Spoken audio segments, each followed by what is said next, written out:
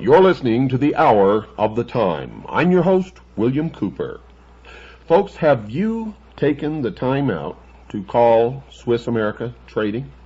If not, do it right now. Listen to what I have to say and then pick up the phone and do it right now. You can make your call during the musical lead-in to the rest of our program for tonight.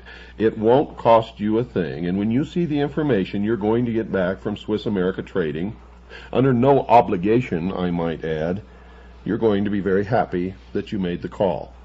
Swiss America Trading has stuck by us all through these trying times. You know, you people out there don't realize what kind of controversy this program stirs up. You don't hear the attempts to discredit this program and try to get our sponsors to abandon us. People have called Craig Smith at Swiss America Trading. They have tried to get them to abandon this program because of the information that we have disclosed, and some of the names of those people would amaze you, would absolutely amaze you, and maybe at some later date we might decide to disclose that, but right now we're not going to. The radio stations that broadcast this program also receive phone calls and letters, usually anonymous, with the end of trying to make them drop us. Swiss America Trading has stuck by us this whole time, so has WWCR and WRNO, because all of these people understand the meaning of the information that this program puts out to the world. And they know how important it is that you receive this information. Now, I've got to tell you, we received requests to be sponsored by many other people, products, companies, and we turned them all down. One reason is because some of them wanted to sponsor us with the intention of restricting what we say. Others, we didn't believe in those products or those people or those companies and could not, in good conscience, recommend them to anyone. But Swiss America Trading is different. We check them out thoroughly. They've never cheated anyone. In fact, they've bent over backwards to make people happy, folks. They have many of the investments available that we've recommended on this show. They have some that we don't know anything about and have not investigated, and they have some that we do not recommend. It is your business how you invest your money, but I tell you this, if you don't make a call and find out about how you can protect your assets against the coming economic trauma, then I would say that you are missing a beat here. You're doing something that you're going to regret later. Now remember, you're under no obligation. You're going to get some free information that you're going to really be happy with. You're going to be glad that you had a chance to read it. Call Swiss America right now, 1-800-289-2646. That's 1-800-289-2646. Let the experts there help you find a way to protect your assets. Everything that you've earned is at risk right now. Everything that you own is at risk right now. Everything that you have an equity interest in is at risk right now. Call Swiss America Trading at 1-800-289-2646. That's 1-800-289-2646. Now, by protecting yourself, folks, you'll be helping to protect this program and freedom for the world. Call now, 1-800-289-2646. You'll be glad that you did. Tonight's episode, part 2 of the interview with William Morgan, CAGI member. We have infiltrated the lodge, folks. Hear it yourself from the lips of a 32nd degree Freemason of the Scottish Rite of the Southern Jurisdiction. Well, as you probably already know, folks, we only use the very best music on this program, the hour of the time. That was U2, and I still haven't found what I'm looking for. You know, many of you write and ask why I let the music go on through the whole selection instead of fading it out and then bringing in the program. I do that, folks, out of sincere admiration and respect for the talent and the performance of the writer of the music, the lyrics, and of course those who perform. I love music, if you haven't guessed that already. Tonight is part 2 of our interview with William Morgan, and many of you are wondering if that's his real name. No, it is not. We protect CAGI members. We never tell anyone how many CAGI members we have, where they're at, what their names are, anything. None of that information is given out, not even to other CAGI members. Now, we use the code name or the pseudonym of William Morgan simply because the name William Morgan is significant in the past of the secret society called Freemasonry. William Morgan was murdered by Freemasons after having revealed, printed in a book, some of the secrets of the lodge, and this was done back in the 1800s. Of course, the Fraternity of Freemason denies that they murdered William Morgan. However, their version differs significantly from the official version and from the proof and the evidence that we have spent many hundreds of man-hours digging up, and one of these nights we're going to do a program just entirely on the murder of William Morgan. Will, welcome back to the Hour of the Time. Thank you, Bill. It's a pleasure to be here, and I'm really proud and happy to be here and doing what I'm doing. You know, I don't think a lot of people realize that you're risking your life by doing this. The oaths that you have taken, albeit because they were fraudulent, you thought that you were making an oath to the God of the Bible, and in fact you were making an oath to Lucifer, which nullifies those oaths, but they still, the Brotherhood, the Order, the Illuminati, the Freemasons, could still carry out the threat of those oaths, which is murder. Is that not correct? Absolutely correct. No matter what I may personally feel about or what common law or the actual law may view about those oaths as taken, the Masons that are involved consider them to be absolutely applicable to any transgression. And they have been enforced, and the bloody punishments that are part of the oaths have happened to Masons before, and they will happen again, I'm sure. Now, you are what degree? Let's get that out for the people in case we have some new listeners tonight. What degree are you? I am a 32nd degree Freemason of the Scottish Rite of the Southern Jurisdiction of the United States. And what is the official title of that degree? The official title is the Sublime Prince of the Royal Secret, and that is not only the title of the degree, it is also the title of the ritual that the degree is conferred to. And just to show you how important that is, after going through the ritual and getting the degree conferred upon me, I could neither remember anything sublime or even remember what the secret was that they told me. Why is it that you couldn't remember the secrets of the degree? Well, that's a bit of a long story, and I won't go entirely into it, but it started off, the day I was conferred, began at 6 o'clock in the morning, and they just rushed through it. There was no memory work to do, as in the Blue Lodge, where a person has to memorize the ritual and then give it back. You just sit there and received in an audience-like capacity. And when it came to swearing the oath, you merely held up your hand and said, "I do." You also did take that oath on kneeling on one knee, as you did in the Blue Lodge. Now, we talked yesterday after we recorded the last program that aired, I believe Friday, on WRNO, and this will air on Monday on WRNO. It will air at a different date on WWCR. So if you're listening on WWCR, don't let these dates confuse you. But we talked, and I asked you specifically if there was a part of Freemasonry where you raised your arm to the square, and what was your reply?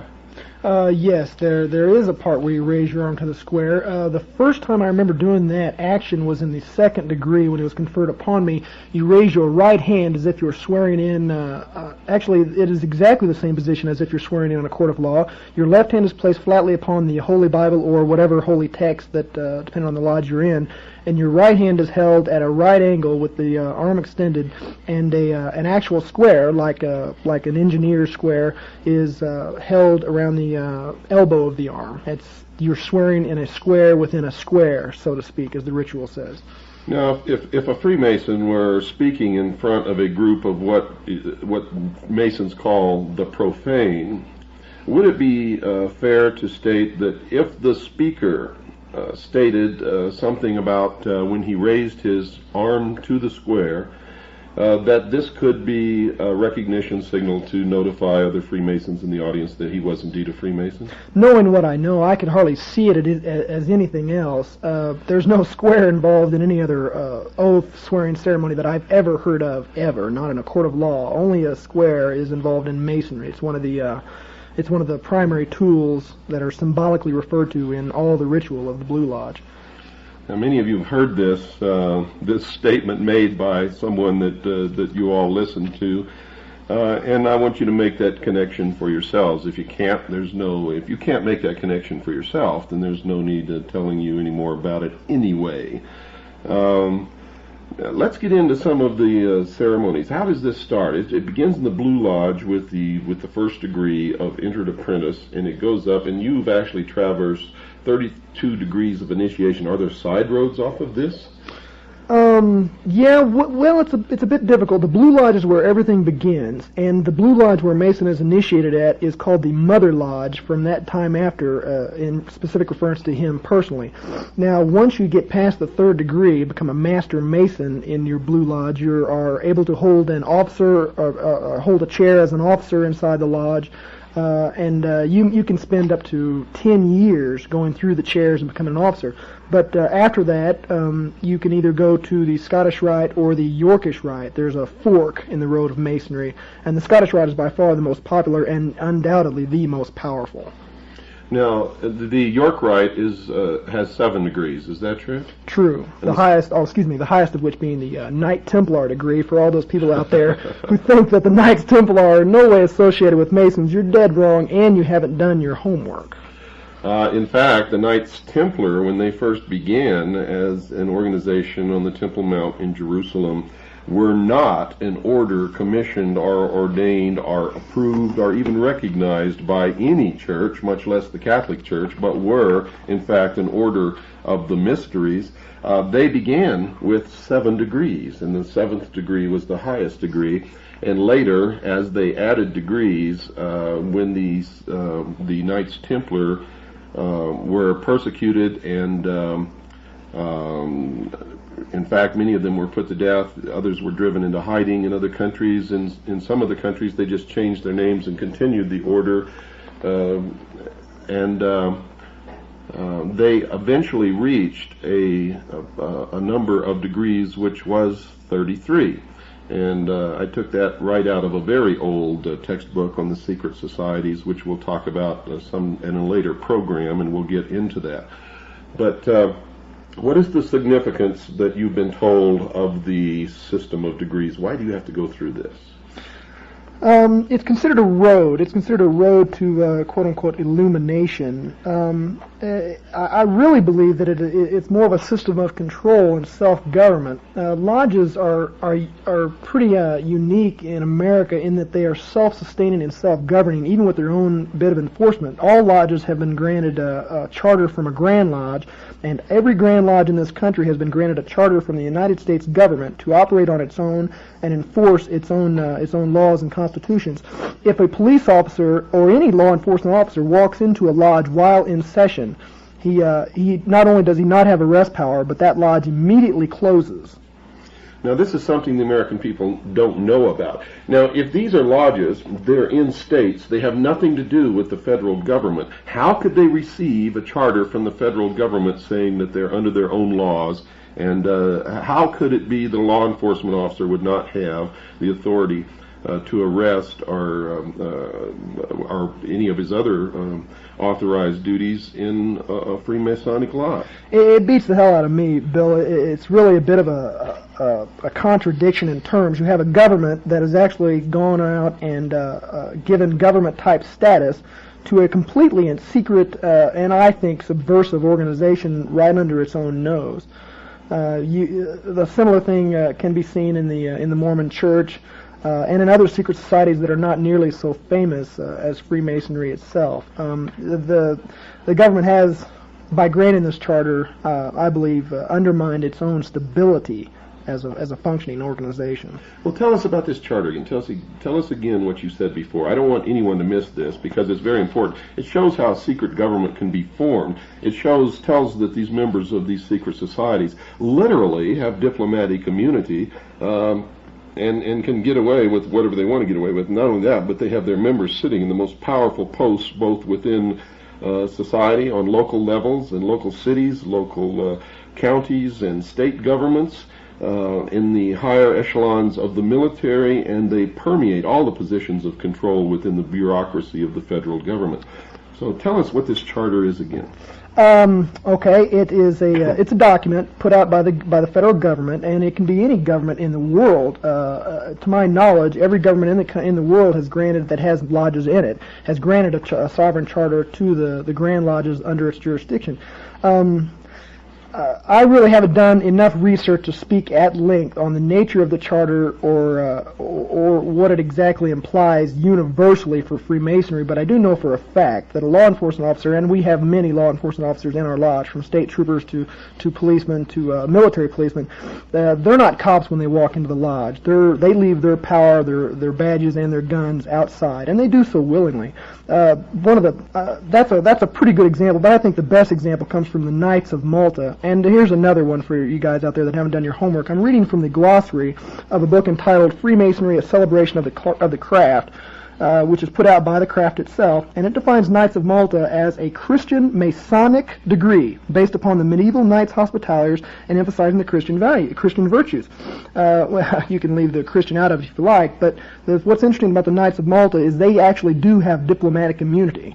As an organization, they can bring goods in and out of this country without going through customs, and they cannot be arrested or they cannot be detained or charged with any crime by any law enforcement officer in the country. They're above sovereign. As far as I know, they're above most government officials that are in the land. That's a fact, and they actually carry diplomatic passports.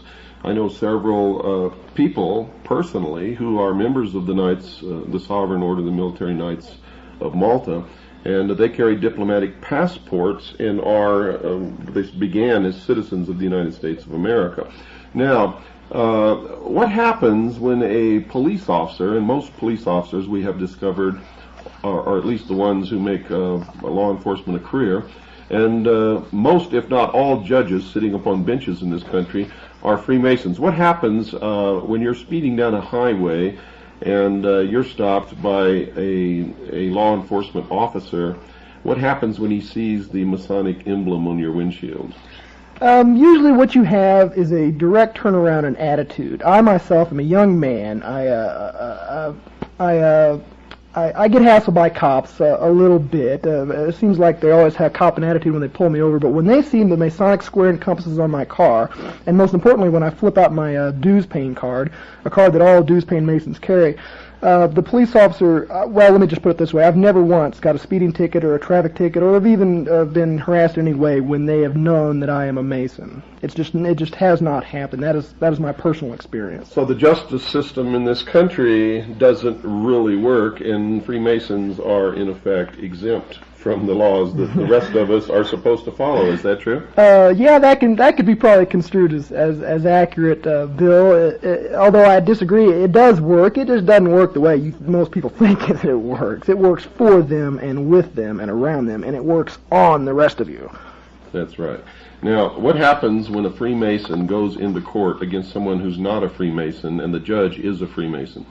Okay, well, you have a very subtle interaction that goes on. All Masons are taught secret signs and secret words and secret phrases and this is some of the most, this is what they don't want revealed more than anything else. You can stand in a particular position, you can hold your arms in a particular position, you can speak certain words, the widow's son, traveling man, keywords and phrases that will let this judge know that you are a Mason. And you can almost guarantee that he is a Mason too, or else he wouldn't have been able to lock down a lasting career in the judiciary. That's correct. And that would explain why some people just don't seem to ever get prosecuted for anything, and others who may commit the same crime or a much lesser offense seem to be inordinately punished, given such a heavy burden of punishment, while others who have done the same thing receive either nothing or a pat on the wrist. Well, brothers look out for each other. It's just the way the system works. It's a buddy system. It's a you scratch my back, I scratch yours. As a matter of fact, in the oath that a Mason swears, he swears that he will uphold and defend a fellow Mason in any problem that he may encounter, treason and murder alone excepted, but they left at their election, which means that even if a fellow Mason is a traitor to his country, we know that could never happen. If he's a traitor to his country, his brother Mason has his own choice whether he wants to turn him in or not. He is not obligated to do so, and obeying the laws of Masonry above the laws of the land, he's probably not even going to consider it.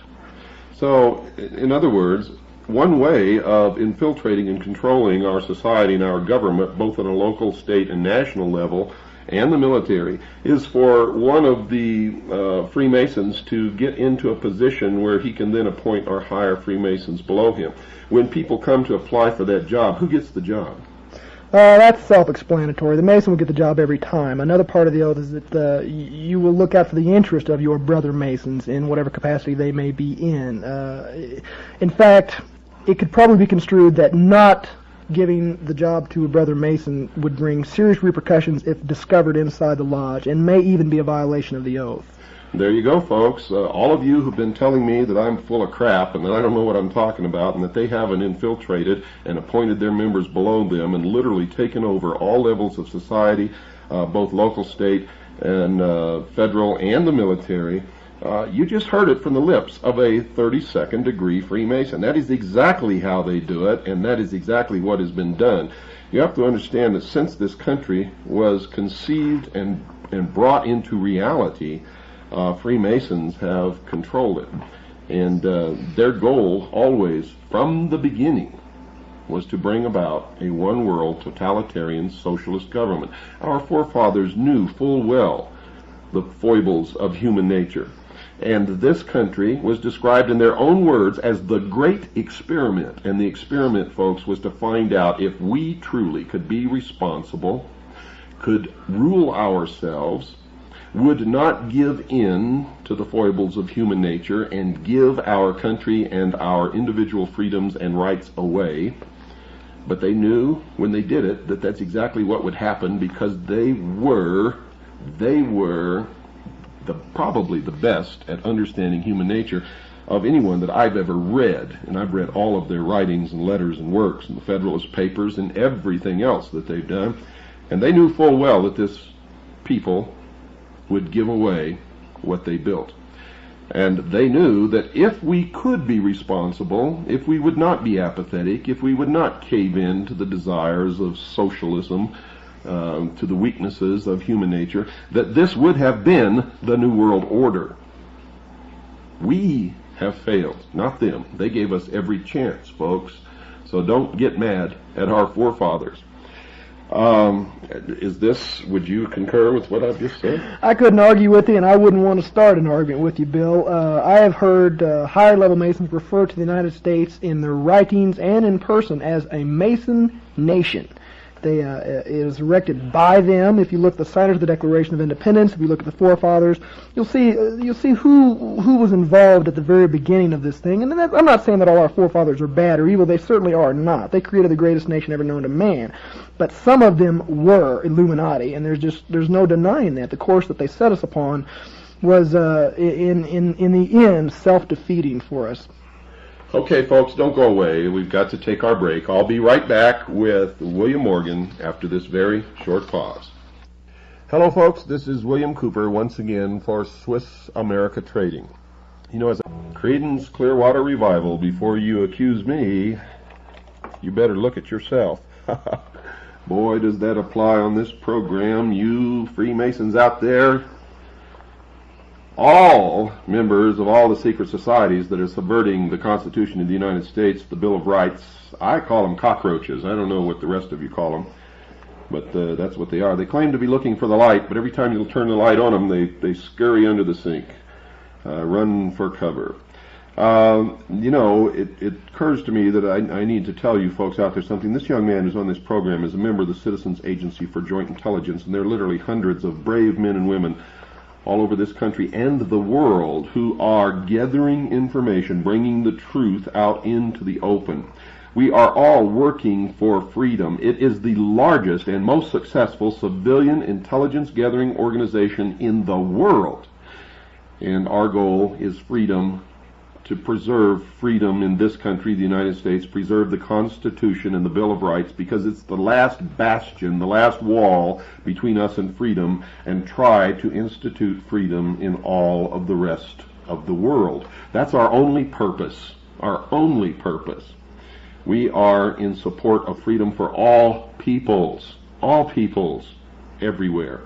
This young man on this show has risked his life to tell you what he's telling you tonight, and if his identity were ever to be discovered, he could be murdered by the secret societies that he is revealing. He is one of my heroes. Most of the people in Kaji who are helping us to do this, most of them working in intense secret, in dangerous situations. We have people who have infiltrated satanic organizations and are feeding us the information on their rituals and who they are and what they're all about. And the instant that they were to be discovered, they would be murdered. You don't seem to understand that this organization that I built, the Citizens Agency for Joint Intelligence, is vital to the freedom of the United States of America and to the world. The governmental intelligence agencies are in the control of the secret societies and are not working on our behalf and never have been, folks. I hope you understand that. Let's go back to Will. You've got something in front of you, and I believe it's a list of Freemasons throughout history that people would recognize their names, and if they don't readily recognize their names, they could go to any reference book and find these names and their biographies in any library. Would you like to tell our listening audience who some of these people are? Yeah, there's some really names that you'll really recognize here. But before I do, let me thank you, Bill Cooper, for reminding me that my brothers might murder me just for telling the truth. Here's one: Colonel Buzz Aldrin, Simon Bolivar, Omar Bradley, Edmund Burke, Richard Byrd, Kit Carson, Walter Chrysler, Buffalo Bill Cody, Ty Cobb, Winston Churchill. The list just goes on and on. Gordon Cooper, Edwin Drake, Jack Dempsey, Cecil B. DeMille. You know, you mentioned Winston Churchill, and one of the things that the listening audience does not know is that not only Winston Churchill was a Freemason, but so was Harry Truman, and so was Mr. Stalin. So when they had their meeting at Yalta, here was three 33rd degree Freemasons deciding the fate of the world. And for all of you who couldn't figure out why they made the decisions that they made at Yalta that so screwed up the world, now you know. Please continue, Will. Thanks, Bill. Yeah, they should have just held that Yalta meeting in a lodge and been a bit open about it. Okay, here's some more for us. Duke Ellington, Henry Ford, Benjamin Franklin, Clark Gable, John Glenn, Gillette, Richard Gatling, inventor of the Gatling gun, Samuel Gompers, Prince Hall, Manly Palmer. Joseph Guillotine, who invented the guillotine. We'll be seeing more of that later. Oh boy, there's just simply not time. Edgar Hoover, Sam Houston, Oh. For those of you who did not understand his reference to, we'll be seeing more of the guillotine later. When the New World Order actually succeeds in taking control of the world, executions will be public, and the secret societies believe in blood atonement. In other words, you can only atone for your wrongdoing by your works or by the shedding of your blood, blood atonement. So in these public executions, there will have to be the maximum amount of blood. Public executions will be held as a object lesson to the rest of the population, not to oppose the New World Order, for it is the most terrible, terrifying experience to see someone literally beheaded, is intended to cow everyone else, and is, in fact, will be, in fact, a ritualistic sacrifice to the god of the secret societies, who we all know now is Lucifer, also known as Satan. Yeah, you know, Bill, it just dawned on me just what a fun guy you really are.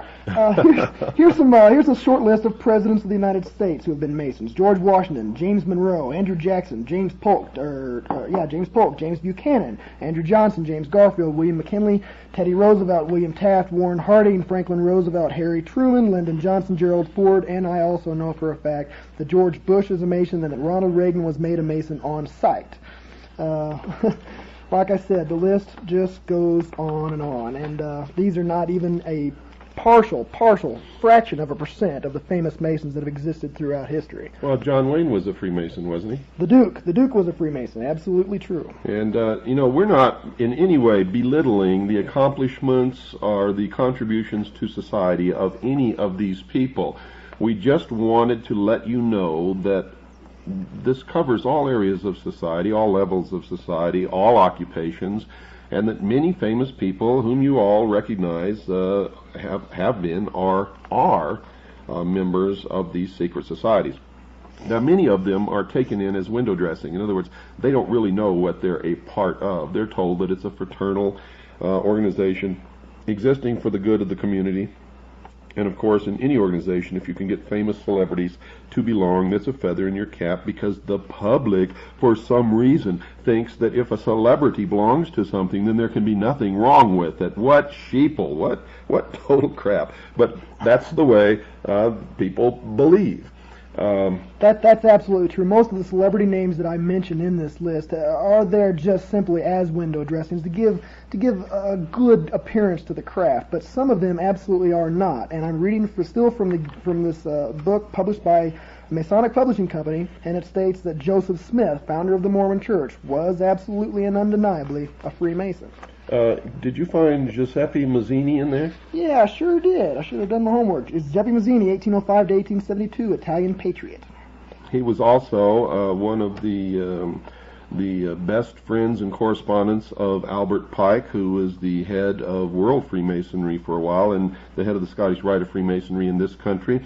He established, with others, the Ku Klux Klan, the branch of Freemasonry known as B'nai B'rith, which the ADL operates out of. And the ADL, folks, for those of you who don't know it, are under intense investigation now for spying upon agencies and departments of the United States government and police departments, and actually stealing records and passing them on to the secret societies and to the state of Israel.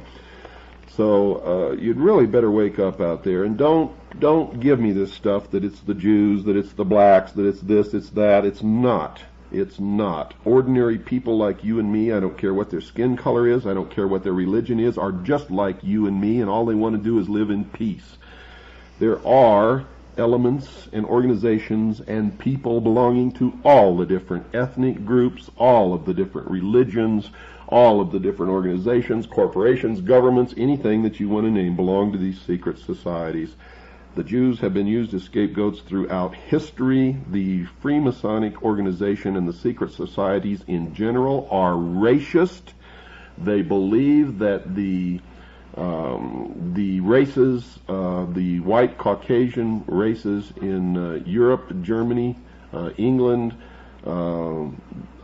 are the superior race, are the real Israelites. They are the ones who have orchestrated and brought about the state of Israel. They are the ones who maintain the force of Zionism active in the world. The Mormon Church is a great part of this.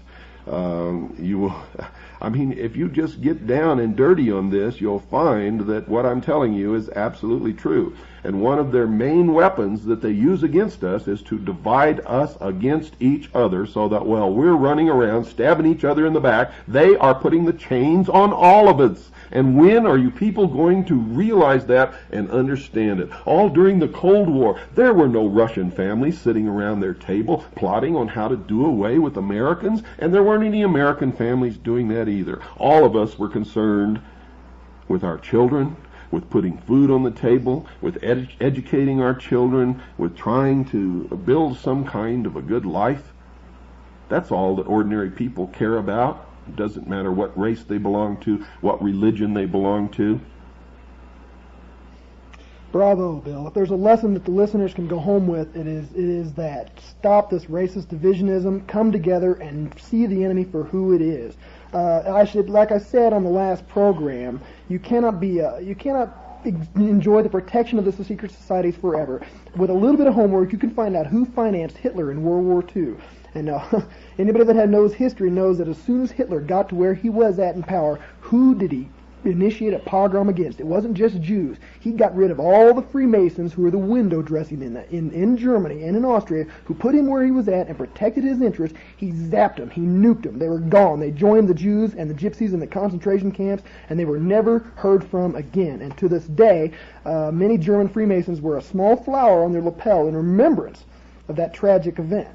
You cannot enjoy that protection forever. You are doomed to fail if you depend on these people for your life. That's correct. And remember, the primary method that they use is this. Conflict creates change. They create the conflict that they know will bring about the solution that they want. They get it to appear as if the people are screaming for the solution, and then they give it to them. Something that the people would never have accepted in the first place. But remember, conflict creates change. They believe in the Hegelian principle of conflict resolution. You have a thesis, an antithesis, and the clash of these two creates the solution to the problem which they've been aiming for all along. Now you also have to understand that controlled conflict creates desired results or change. So the method of bringing about controlled conflict is to have your people leading both sides of the conflict. So when you talk about Republican or Democrat, forget it. At the highest level, they're both the same. When you talk about populist versus communist or whatever it is, forget it. At the highest level, they all belong to the same organization. When you look around in the Patriot movement, remember, most of the leaders in the Patriot movement are on the same side and belong to the same organizations as the leaders of the secret societies that are trying to destroy this country.